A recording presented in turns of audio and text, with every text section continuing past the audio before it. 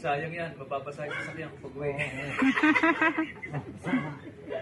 Yung mas maganda ng ganun. Palit na lang sa CR mamaya. So Steve, before na tayo pumunta sa pinaka-baptisi, I want you to know that God has given you a wonderful name. Stephen is the first martyr in the Bible. Yes. Steve ka, di ba? Ha? Also, pero inadapt mo yung... Okay. So, yung pagkaka-adapt mo noon is God, ano yun? Dahil ginagamit ko, of course.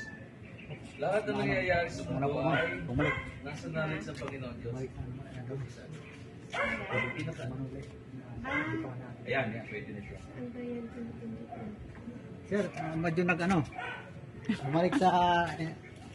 Bumalik saan? Hindi rin ako marunong.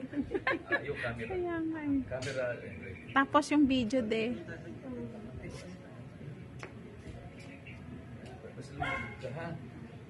So, to give God the glory, we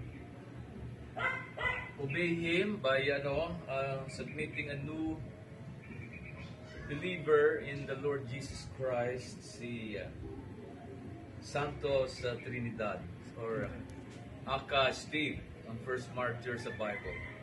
So, Steve, sa iyong pananampalataya, dalangin natin na ikaw ay samahan ng sweet Holy Spirit sapagkat sila makapagbibigay sa iyo ng knowledge of God para ikaw ay lumalim sa pananampalataya.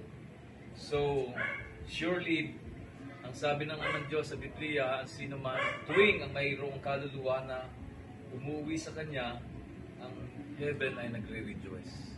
So, salamat sa Panginoon Diyos sa lahat ng kaluwalhatian ay sa Kanya, lahat ng kapurihan kay Lord Jesus Christ. At sa simula ng iyong Christian life journey, ikaw ay aking binabaptismohan sa pangalan ng Ama, ng Anak at ng Holy Spirit.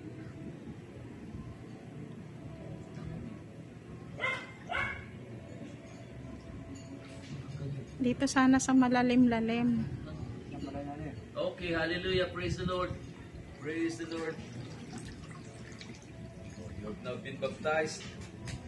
Walk ye from now on in the knowledge of God, in the love of God. And be ye fruitful. Do the works of God. Umayo ka rin, kagaya ng kalooban niya. Ipamahagi mo ang mabuting balita ng pagligtas.